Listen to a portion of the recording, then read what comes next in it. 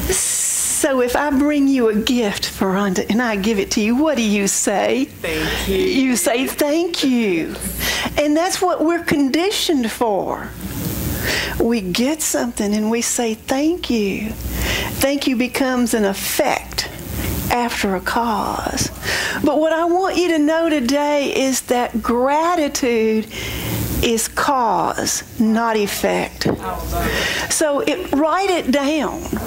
Gratitude is cause, not effect. If I don't say anything else, then you don't get anything else.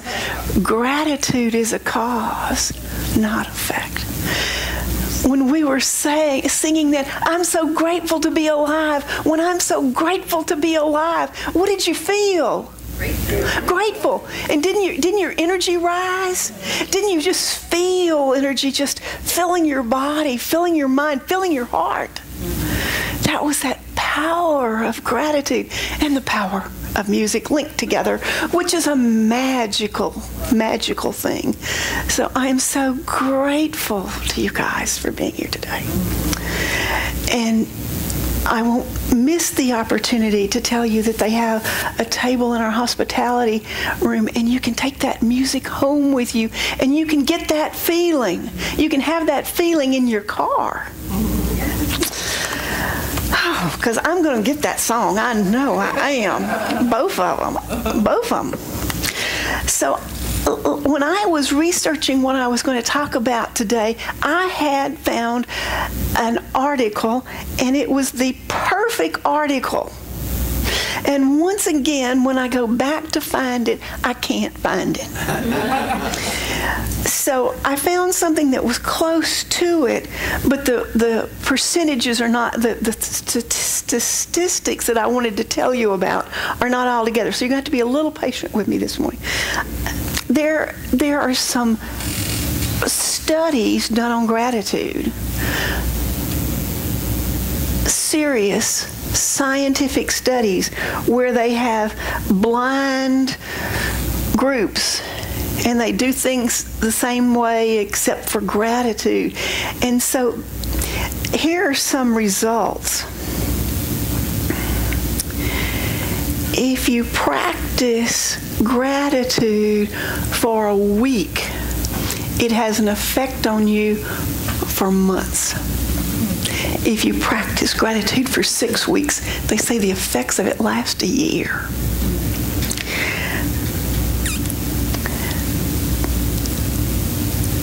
It reduces the stress hormone cortisol by 23% if you practice gratitude.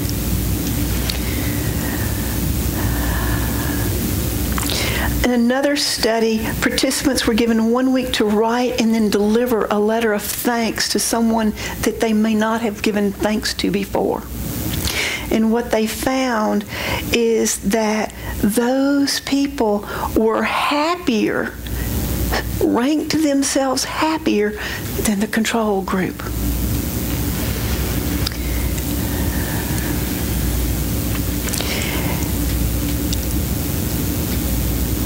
Gratitude relates negatively to depression and positively to life satisfaction. So the more grateful you are, the less depressed you are. The more you practice gratitude, the more you feel satisfied in your life. Oh, that's pretty impressive, isn't it?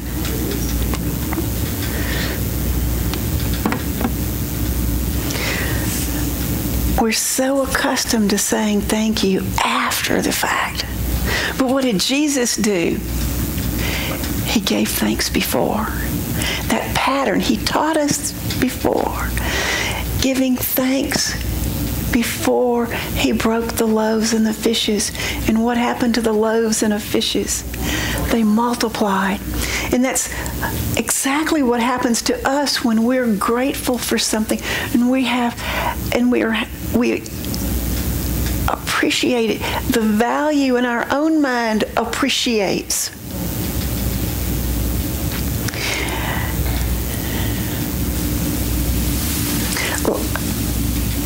week before last, I talked about forgiveness. And I think I told the story about the person at work that I couldn't get along with, that I finally put their picture in between two cards that said expect a miracle.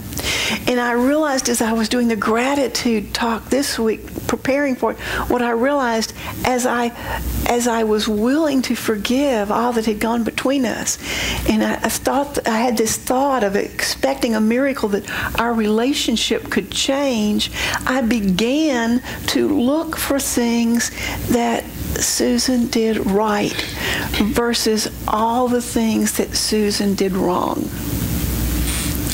And so it's no wonder that our relationship changed. It's no wonder that we could begin to get along and work well together. So I would tell you, if there's any place in your life where there is disharmony, gratitude brings that harmonium. I love that. That was a beautiful word in that song. Brings harmony into our lives. It brings connection. All we have to do is be grateful. Now, I know that here every year, just before Thanksgiving, if I remember to get them printed and give them out to you, that I give you a booklet that has 40 days of gratitude in it before Thanksgiving. So our job is to remember to do that this year. The thing about it is you have to have it printed. You have to remember it in time to get it printed by the 40 days before Thanksgiving. And sometimes that's Thanksgiving before I remember it. But there are some things that you can do. You can put, like we have those little affirmations and we ask you to put them on your refrigerator or by your bathroom mirror. You can put pictures of things that you appreciate by your bathroom mirror, by the refrigerator, on the dash of your car, so that you're reminded, oh, here's something that I'm thankful for. So that during the day, when things go not so good, you get that burst of gratitude. You can keep a gratitude journal, and there are no words to say how much good that does for you every night to write down 3 things or 5 things. And the key is you can't write the same things every day. And so if you can't write the same things every day, what do you have to do? Pay attention to it. You have to pay attention. You have to be aware. You have to be in the present moment. And so in this present moment, as I sit here and stand here, I looked at Barbara and she was smiling and nodding. I looked at Valerie and she's got her arm around Veranda. I look and I see things that I'm grateful for. I see the expressions of love. And I can be grateful for that. I haven't seen David and Sheila for a few weeks, and I had been starting sending prayer thoughts to them. You know, in fact, I told somebody, I said, I hope I didn't make them mad. And I was so glad to see them this morning. So, you know, inside me, I'm sitting here thinking gratitude thoughts. And you guys came to the new member class. I'm thinking gratitude thoughts. I can look here. So when I go home today and I sit down in my recliner and I think back over the day and I go to write what I'm grateful for, those are the things that are going to come to my mind. I'll think about seeing Miss Pam there, and I can't tell you how grateful I am for Pam. She has been there's not enough words, Pam. You have taken care of our children and love them, and you wanted to retire, and you always step back in, and then you step back in, and I know that you're always there supporting the people that are working with our youth. Oh, am I so grateful. Can you think of somebody in your life that you've not thought about? Because the next thing, again, is out of that study, make a gratitude letter. and visit. You can mail it, but it's more important if you can write a gratitude letter and give it to someone personally and read it to them. It does something for you, and guess what? It does something for them too. Talk about build esteem. Parents, can you write a letter to your children? You know? One of the things that they suggested in this list of things that you do is incorporate gratitude into your daily exercise routine and your morning routine. So, you know, maybe as those of you who jog, you know, jog to I am grateful. Just stretch and you say, oh God, I'm so glad for this beautiful, beautiful day. Another thing we can do is just that habit of saying thank you. We can say it more often. We can say it more often. One of the things that, so all of you know I have all these grandkids, and as they've kind of spread out, you know, there's times when I feel a little bit disconnected to them. But you know, I can text them, and I text them and I say, I love you. I miss you. Thank you for being in my life. Thank you for being a light.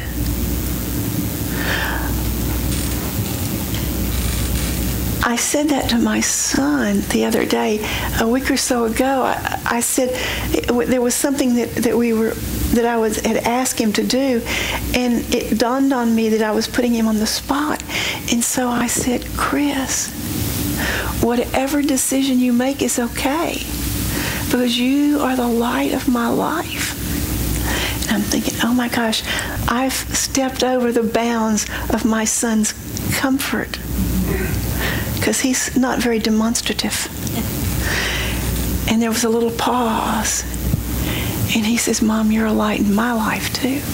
I cried. I cried. And I thought, how often do I hold back telling somebody what they mean and how important they are to me? But it takes being aware. It takes being mindful. It takes being in this moment, paying attention to what's going on.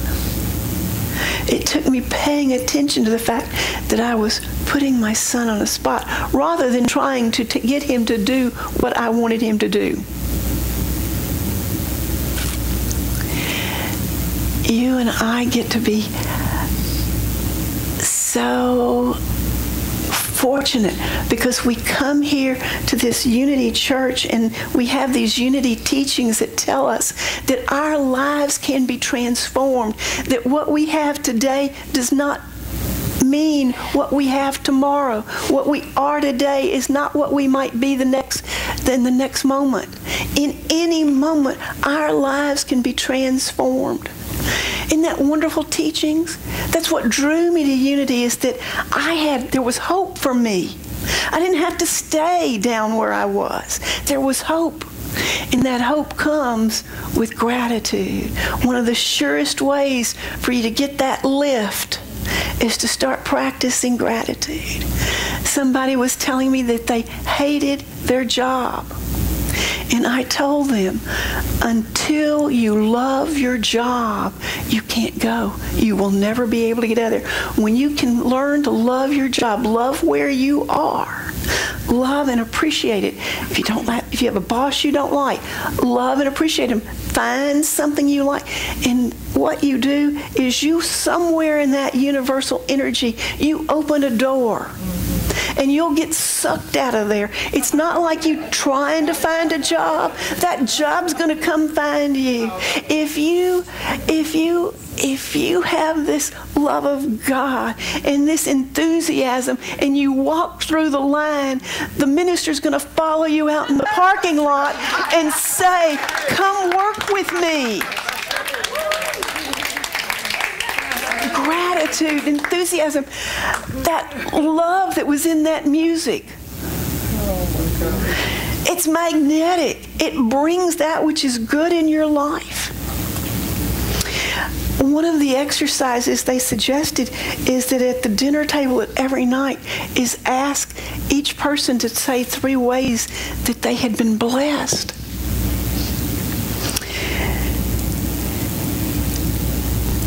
What a way to transform your family, because you're teaching to be mindful, to look for that which is good.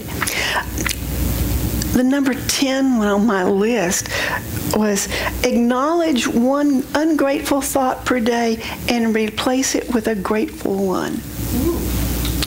So when you're with somebody and you're not happy about them, whether it's a spouse, a child, a partner, or a boss, or a fellow employee, about anybody. Drivers. On 95. I were one yesterday. Somebody honked at me. I knew I was not his favorite driver. Stay in the right lane. I was going 85. I did not belong in the right lane. And he wanted to be in the left lane going 70.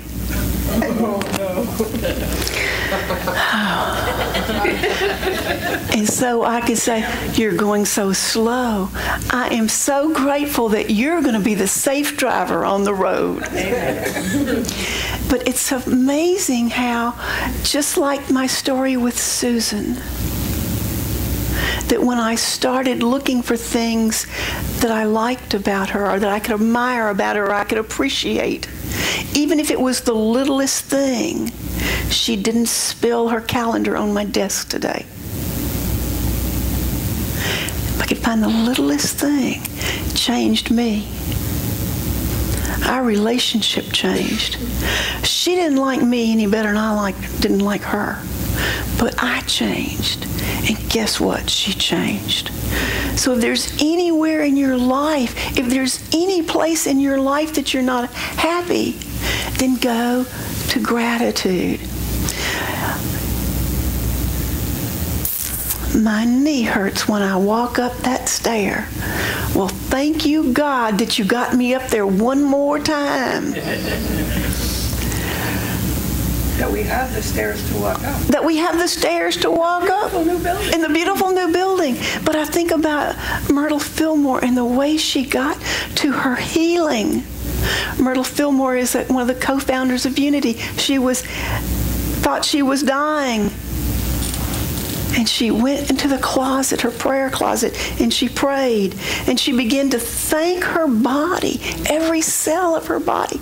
So if we have something about our health, we can thank our bodies.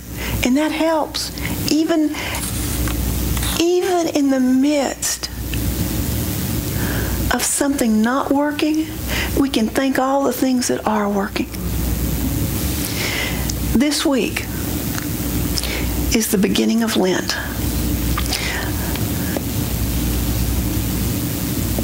Mardi Gras this week.